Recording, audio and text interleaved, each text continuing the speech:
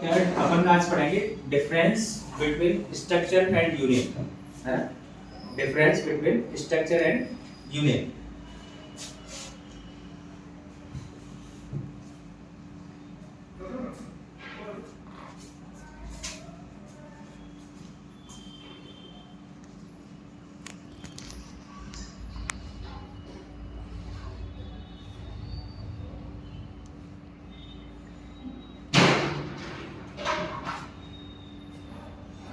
Difference between structure and union. तो आपने देखा होगा कि जब हमने स्ट्रक्चर, देखो यहाँ पर हम क्या लिख लेते हैं, स्ट्रक्चर लिख लेते हैं, और यहाँ पर हम क्या लिख लेते हैं, यूनियन। ठीक है, यहाँ पर इन दोनों का अपन डिफरेंस देखें, स्ट्रक्चर और यूनियन में डिफरेंस क्या है। ठीक है, हमने जब स्ट्रक्चर को पढ़ा है तो हमने देखा है कि स्ट्रक्चर को डिक्लेयर करने के लिए हम स्ट्रक्ट कीवर्ड यूज करते हैं। कौन सा कीवर्ड यूज करते हैं? Struct keyword. तो struct keyword is used to declare the structure. हम स्ट्रक्चर को बनाने के लिए क्या करते हैं, स्ट्रक्ट कीवर्ड यूज करते हैं। ठीक है, और यूनियन को बनाने के लिए हम क्या करते हैं, union keyword is used to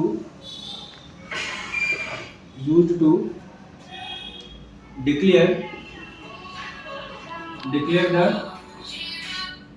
union. ठीक है, union keyword is used to declare the union. ठीक है, सेकंड क्या है कि यूनियन के अंदर और यूनियन कीवर्ड यूज होता है यूनियन को डिक्लेयर करने के लिए। ठीक है, सेकंड क्या है कि हम स्ट्रक्चर के अंदर हम मोर देन वन वेरिएबल क्या कर सकते हैं, डिक्लेयर कर सकते हैं। ठीक है, we can declare more than one variable in structure,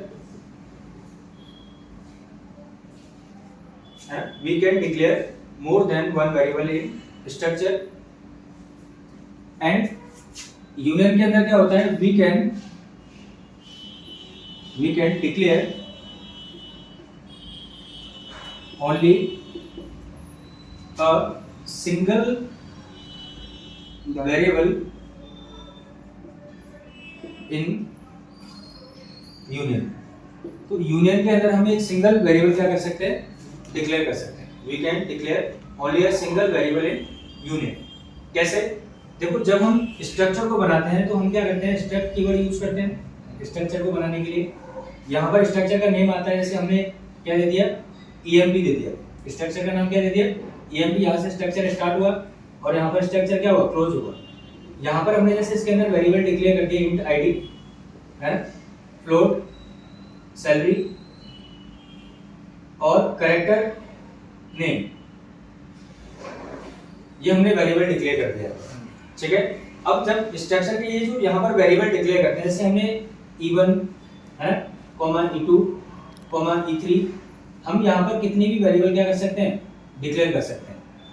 ठीक है, बट यूनियन की अगर अपन बात करें तो यूनियन के अंदर हम एक सिंगल वेरिएबल ही क्या कर सकते हैं, डिक्लेयर कर सकते हैं। यहाँ पर देखो, यूनियन का नाम जैसे हम कुछ भी दे सकते हैं, हमने EMP दे दिया और यहाँ पर इसके वेरिएबल आ जाएंगे, इंट ID, फ्लोट, सैलरी और कैरेक्टर नेम। ठीक है, और यहाँ पर हम जो यूनियन के अंदर जो वेरिएबल डिक्लेयर कर सकते हैं वो एक ही वेरिएबल डिक्लेयर कर सकते हैं। मतलब हम एक, जैसे हमारे पास 10 एम्प्लॉय हैं, तो अगर हमें 10 एम्प्लॉयों का डेटा स्टोर करना है तो हम एक सिंगल स्ट्रक्चर की मदद से क्या कर सकते हैं, स्टोर कर सकते हैं। ठीक है, अगर मुझे यूनियन की मदद से अगर मैं स्टोर करना चाहता हूँ तो यूनियन की मदद से एक एम्प्लॉय का डेटा हम एक यूनियन की मदद से ही स्टोर कर सकते हैं। अगर मुझे 10 एम्प्लॉय का डेटा स्टोर करना है तो मैं वो यूनियन की मदद से स्टोर नहीं कर सकता। अगर 10 एम्प्लॉय का डेटा अगर यूनियन की मदद से स्टोर करना है तो मुझे 10 यूनियन बनाने पड़ेंगे। कितने यूनियन बनाने पड़ेंगे? 10। तो ये डिफरेंस है। हम स्ट्रक्चर के अंदर क्या कर सकते हैं कि एक ही स्ट्रक्चर से मैं मोर देन वन मेंबर्स का डेटा क्या कर सकता हूँ, मोर देन वन वेरिएबल्स का डेटा क्या कर सकता हूँ, स्टोर कर सकता हूँ। एक्चुअली होता क्या है कि स्ट्रक्चर के अंदर क्या होता है कि ये सभी ऑब्जेक्ट, ये जो सभी वेरिएबल हैं वो अलग अलग मेमोरी क्या करते हैं, ये सभी वेरिएबल अलग अलग मेमोरी यूटिलाइज करते हैं। ये सभी वेरिएबल अलग अलग मेमोरी क्या करते हैं, लेते हैं। इन सभी वेरिएबल्स को अलग अलग मेमोरी क्या होती है, अलोकेट होती है। ठीक है। अब यहाँ पर क्या होता है यूनियन के अंदर, यूनियन के अंदर क्या होता है कि ये जो वेरिएबल मेमोरी लेता है ना, ये जो मेमोरी लेगा वो मेमोरी ऐसा नहीं है कि इन सभी के लिए यहाँ पर हम एक ही से मेमोरी क्या हो जाती है, एलोकेट हो जाती है। मतलब जैसे इवन है, जैसे इंटीजर है। यहाँ पर देखो मैं एक तरीके से समझाता हूँ आपको। ये इंटीजर है, इंटीजर जैसे कितने बाइट लेता है, 2 बाइट लेता है। फ्लोट कितने बाइट लेता है, 4 बाइट लेता है। कैरेक्टर कितने बाइट लेता है, 1 बाइट लेता है। तो यहाँ पर देखो कि जब हम इवन वेरिएबल का डेटा स्टोर करेंगे तो इसको जो मेमोरी एलोकेट होगी वो कितनी होगी, 7 बाइट होगी। कितनी होगी, 7 बाइट। 2 + 4 + 1 कितना हो गया, 7। तो कहने का मतलब यह है कि स्ट्रक्चर के अंदर क्या होता है कि ये जो सभी मेंबर हैं, इन ये सभी मेंबर जितनी मेमोरी यूटिलाइज करते हैं उतनी मेमोरी यूटिलाइज करता है एक वेरिएबल। ठीक है। तो E1 कितने मेमोरी यूटिलाइज करेगा, 7। E2 भी कितनी मेमोरी यूटिलाइज करेगा, 7। ठीक है।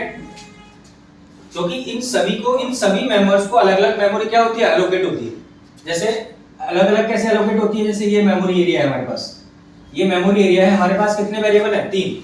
तो इंटीजर को 2 बाइट मिल रही है ना। सैलरी को कितनी मिल रही है, 4 बाइट मिल रही है। एंड नेम को हमें 1 बाइट मिल रही है। तो इन सभी वेरिएबल्स के लिए अलग अलग मेमोरी एरिया क्या हो रहा है, एलोकेट हो रहा है। ठीक है। अब जब ये सभी अलग अलग मेमोरी एरिया एलोकेट करेंगे तो ये जो इवन जो मेंबर है वो कितनी मेमोरी यूटिलाइज करता है, इन सभी का जो सम होगा, इन सभी का जो सम होगा उतनी मेमोरी यूटिलाइज करता है स्ट्रक्चर का एक वेरिएबल। ठीक है। ये आपके 3 मेंबर हैं, इन 3 मेंबर्स की मेमोरी का जो सम होगा उतनी मेमोरी यूटिलाइज करता है स्ट्रक्चर का एक वेरिएबल। ठीक है। अब जैसे E2 की बात करूं तो E2 भी उतनी ही मेमोरी यूटिलाइज करेगा जो जितनी ये तीनों टोटल मेमोरी यूटिलाइज कर रहे हैं। जैसे यहाँ पर देखो इंटीजर 2 बाइट ले रहा है, फ्लोट 4 बाइट ले रहा है, कैरेक्टर 1 बाइट ले रहा है। ठीक है। तो इन सबका टोटल क्या होगा, 7। अब 7 जो बाइट जो मेमोरी है वो E1 भी यूटिलाइज करेगा, ये भी इतने ही बाइट मेमोरी यूटिलाइज करेगा, ये भी इतनी ही बाइट मेमोरी यूटिलाइज करेगा। अब यूनियन के केस में क्या होता है कि यूनियन के केस में क्या होता है कि जैसे इसमें सबसे हाईएस्ट मेमोरी कौन यूटिलाइज कर रहा है, फ्लोट। इनमें सबसे हाईएस्ट मेंबर यूटिलाइज कर रहा है फ्लोट। तो फ्लोट एक्चुअली हमारे पास यहाँ पर अलग अलग मेमोरी एरिया, हमारे यहाँ पर अलग अलग मेमोरी एरिया एलोकेट नहीं हुए।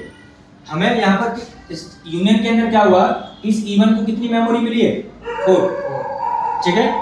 अब यहाँ पर 4 में क्या कर सकता है कि जैसे अगर मैं इंट को एक्सेस करता हूँ, क्या करता हूँ, अगर मैं इंट को एक्सेस करता हूँ है ना, तो मैं क्या लिखूंगा, E1.id।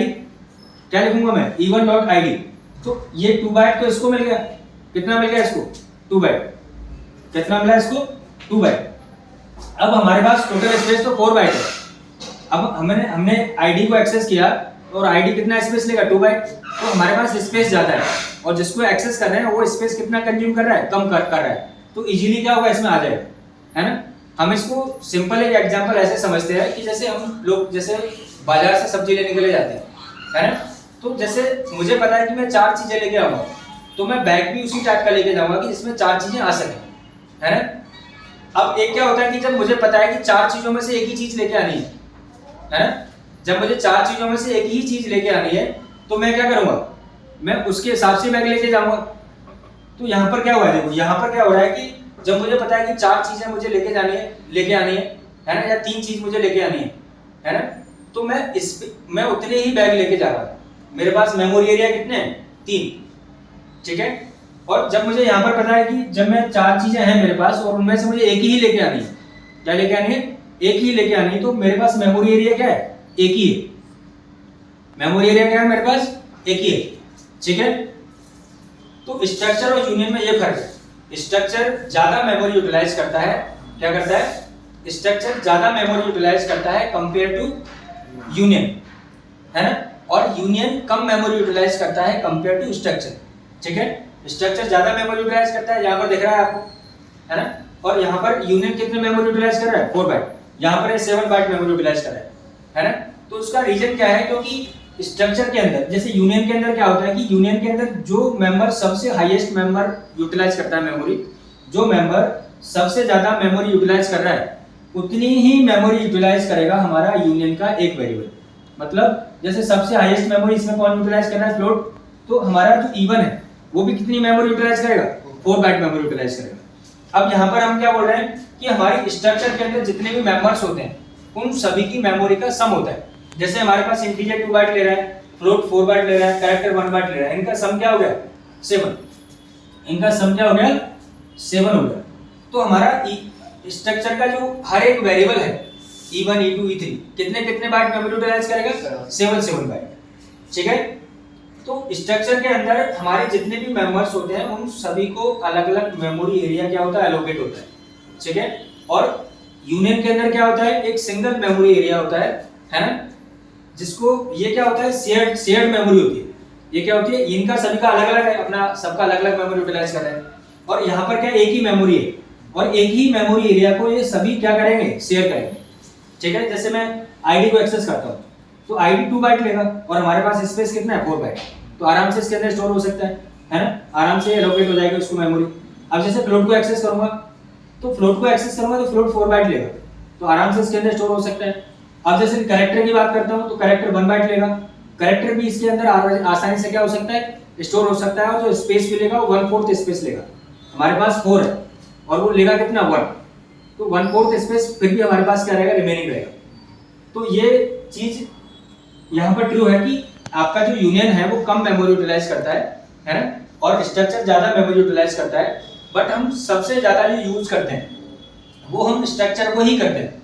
उसका रीजन क्या है, क्योंकि हम एक सिंगल स्ट्रक्चर की मदद से मोर देन 1 वेरिएबल का डेटा क्या कर सकते हैं स्टोर कर सकते हैं। और यहाँ पर क्या हो रहा है, हम एक ही वेरिएबल का डेटा एक यूनियन की मदद से क्या कर पाते हैं स्टोर कर पाते हैं। अगर मुझे 10 वेरिएबल का डेटा स्टोर करना है, 10 मेंबर्स का डेटा स्टोर करना है, तो मुझे 10 यूनियन बनाने पड़ेंगे, तो बहुत ज्यादा कॉम्प्लिकेटेड हो जाएगा। यहाँ पर हम क्या कर सकते हैं कि एक ही स्ट्रक्चर की मदद से जितने भी मेंबर्स हैं उतने का मैं डेटा क्या कर सकता हूँ, जितने भी वेरिएबल है उनका डेटा क्या कर सकता हूँ स्टोर कर सकता हूँ। तो ये एडवांटेज है इसके और ये इसका ड्रॉबैक है। ठीक है, तो ये जो स्ट्रक्चर है ना, स्ट्रक्चर आपका ज्यादा मेमोरी यूटिलाइज करता है कंपेयर टू यूनियन। ठीक है, बट सबसे ज्यादा यूज भी यही होता है क्योंकि यहाँ पर हम एक सिंगल स्ट्रक्चर की मदद से मल्टीपल वेरिएबल का डेटा क्या कर सकते हैं स्टोर कर सकते हैं। हमने देखा था कल प्रोग्राम की मदद से इसको, है ना, कि हम E1 की मदद से ये सारा डेटा स्टोर कर रहे हैं, E2 की मदद से भी ये सारा डेटा स्टोर कर रहे हैं। ये सारी चीज हमने कल डिस्कस की थी। ठीक है, तो ये डिफरेंस है आपका स्ट्रक्चर और यूनियन में।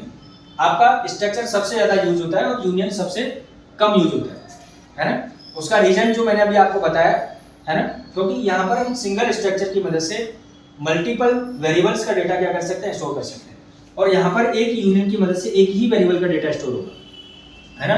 अगर मुझे दूसरे वेरिएबल का डेटा स्टोर करना है तो मुझे दूसरा यूनियन बनाना पड़ेगा। ठीक है, तो ये डिफरेंस है स्ट्रक्चर और यूनियन में। ठीक है,